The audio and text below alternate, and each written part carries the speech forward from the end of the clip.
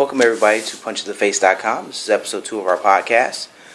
You know me, Brandon Stubbs, aka Punch to the Face, and the lovely Miss Donna. You can follow her on Twitter at Miss Donna 61. Again, that is at Miss Donna 61. What we're gonna do is we're gonna recap the wild weekend we had in Las Vegas at TheOne. Floyd Mayweather versus Canelo Alvarez. Let's first start with what we walked into Friday morning there at the tremendous outpouring of fight fans there at the weigh-in. A lot of people. A lot of people. We got there 9-ish. Got down to the MGM Grand around 9-ish that morning, and we would say, close to 2,000 or so? Yep, already in line? Already in line. It kind of forced the MGM Grand's hands to where they were initially going to open up the gates at 12 Vegas time. Open it up like an hour and a half early. Yeah. And with that, though, luckily for them, they were able to get revenue from people buying merchandise and concessions and all that, because it was about another 2.5 hour wait once they let people in to actually witness the weigh-in. And it was kind of strange there, the whole weigh-in process. They had the parade of stars, if you will. Yes. The Golden Boy. Yeah, of Golden Boy, and oddly enough, Andre Ward as well, which is something we'll touch on at a later date, him appearing there at a Golden Boy event. But they had, where fighters were coming out and literally walking to the stage like they're walking the red carpet to the ring. The biggest takeaway from that was the massive amount of people there were. They said it was close to 11,000. Yeah, a lot of people. Maybe it was closer, I thought, honestly, closer to 13,000. This was like one of the first times ever they opened up the whole arena. Yeah, they opened up the whole arena to anything like that. All the fans, and it was very chaotic. A lot of people, a lot of noise. The marching band that was behind us, the mariachi band. Yes, the band behind us. They pretty much drowned everything out to where we couldn't hear much. No good music. Yeah, it was not our kind of music. Pretty whack. Maybe the biggest takeaway from the weigh-in was the at the end where Mayweather and Canelo were actually going to do their photo op. They had their face off. Floyd's trying to hand the title to Canelo to hold for him to hold for the photo op. He wouldn't accept it. I wouldn't do it. For whatever reason, he was just like, nah, I want no parts of this. Which is kind of interesting, but whatever. It was kind of a sign of things to come because Saturday night, it was more bark than bite, you would say, right? Exactly. Not the fire that I expected. Just not the fire. It wasn't as competitive as one thought it would be or should be, for that matter. Right. It was for pretty much 12 rounds, Floyd Mayweather putting on a schooling. His hand speed, his overall speed, just from his movement. Yeah, he's too fast. He's too fast for Canelo. Far too fast for Canelo. Yeah. And we saw the young champion in Canelo get frustrated throughout the fight. We had the thigh hit. Yeah, in round, what was that, 4? Was like 3 or 4. The thigh hit. Yeah. We had the shoulder thrust. Yeah. Just you could tell he was getting frustrated. He even admitted to it in the post-fight press conference and interview that he did get frustrated. Because Floyd's too fast for him. And that's also something he reiterated tons of times was, we just couldn't catch him. We just couldn't catch him. We just couldn't catch him. But in round 9, he had him on the ropes a lot, which I didn't want to see. Mm-hmm. I did not want to see Floyd get on the ropes a lot. Wanted to see him, do a lot of right hooks. But that was pretty much the only time throughout the fight that Floyd was in any sort of even danger. I mean, if you want to say that. Yeah, true. It ended up being a majority decision, which was kind of strange. It seemed more like it should have been a unanimous decision, but Judge C.J. Ross, for whatever reason, or was it C.J. Ford, whatever her name is, we want to forget her in boxing for the simple fact of this is now 2 fights she's judged that she screwed up. The first one she did was Pacquiao and Bradley. Somehow she saw this fight as a draw of 114-114, while the other 2 judges saw it clearly for Mayweather. It was really a one-sided beating. Wasn't even as close as those scores indicated. But you can kind of definitely tell when that was red how Justin Bieber he was in the ring. But he didn't have a clue. I don't even know why he was in there. And why didn't somebody give Lil Wayne a shirt? That was nasty. Maybe the other weird thing about the actual fight itself was before the fighters actually fought was we had Tank doing the national anthem. Yeah, just like he was going to a wedding. Had flower in his little pail. Yeah. We had a shirtless Lil Wayne. Ugh. And literally he stayed shirtless the whole fight. Which didn't nobody want to see that? I mean, I've been in the MGM Grand, and once everybody kind of settles down, it gets a little cold in there. So that worked out for Nobody him. gonna see that. We had everybody's favorite Canadian, and Justin Bieber, also walking to the ring with Floyd. Why? We don't know. I think he's just still trying to get his hood pass. And that's why I he's guess black I don't people. know. But now that that's over, the question is what's going to happen with these two competitors. For Floyd Mayweather, he's the champ. He's the golden deuce. Who's he gonna fight next? I mean, that's the kind of the big question. I mean, in his case, he has time on his side. He's not going to fight again until May of 2014. So he can kind of wait and see how the rest of the boxing landscape goes. One name that did come up is Danny Swift Garcia, who was victorious over Lucas Matisse in the co-main event. Shout out to Danny Garcia. He helped me win some money in Las Vegas. We do appreciate him for that. He definitely he had first tough couple of rounds, was able to battle through it, actually was able to score a knockdown of Matisse and went on to victory and coast those last few rounds. So that is an option for Floyd.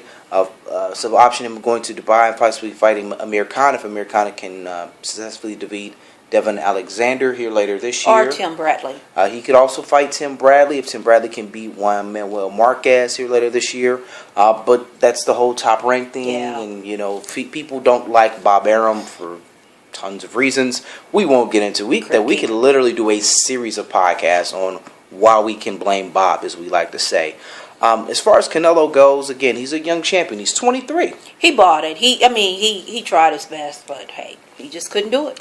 Yeah, and, I was looking for that fire, when Mayweather fought Cotto. Exactly. Some blood, some swelling, some something. Absolutely. I thought a lot of people thought the same because Cotto actually gave more of a blueprint on how to beat Floyd than De La Hoya did, as much as De La Hoya liked to claim during the All Access series. You would think with someone like Canelo, who's a little bit younger, sharper, maybe even stronger than Cotto. He had a lot of weight on him, too. Yeah, you would think that he would be able to kind of use that energy and see what Cotto did against Floyd and try to use that to his advantage. And unfortunately, he couldn't do it. And like you said, he brought weight into the ring. He actually weighed the night of the fight 165. Right, that's a lot of weight. That's a lot of weight. A lot of weight. But he still was able to he had good movement. Didn't quit out there. Granted how frustrated he got. Never quit.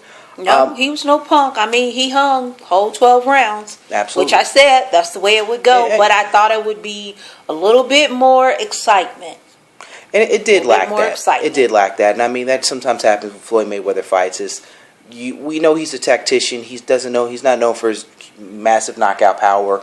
But we know Canelo is, and we thought that would happen. Right, but unfortunately, Canelo was unable to do that. But again, he's a young champion. He's 23. He does have a lot of career left in him. But you also have to understand he's been pro for 6 years. So that's a lot of fights this guy's had at such a young age. You got to wonder, how's he going to bounce back from a loss?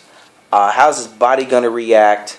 Granted, he's young. He's going to be all right. It'll be interesting to see how Golden Boy matches him up from here on out, as far as what they want to do with him, if they want to build him back up as being their great star. Overall, as a whole, for the one weekend in Las Vegas, what did you think? Scale of 1 to 10, where would you rate the overall weekend? Including the fight and everything? The fight, the activities, the scenery. Oh, God. I'm going to go with a 10.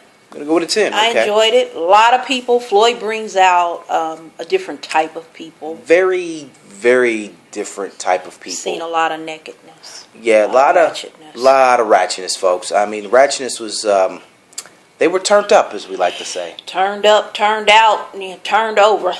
Wow. Just nasty. So it was a lot of that, but definitely a fun weekend as a whole. Very fun, very fun. Very fun. I love you, Floyd. And Donna still has her love of Floyd Mayweather. And one thing I do want to definitely point out is Adrian Broner. You were dressed like you were going to be an usher at a movie theater Saturday night there at the fight. Please never do that again. The burgundy bow tie, burgundy vest doesn't work. I don't care how many gold chains you wear. It is not a good look, bro. Fall back with that. He is just so disgusting. He is just disgusting. Yeah, he's something. He's definitely has some personal issues he needs to work through. But I didn't even want to look at him. but as a whole, we got to interact with other boxing fans. You finally got to meet my right hand man, Gordy Tamayo. Gordy, I love you, Gordy. AKA thetitlefight.com. That's my boxing brethren right there.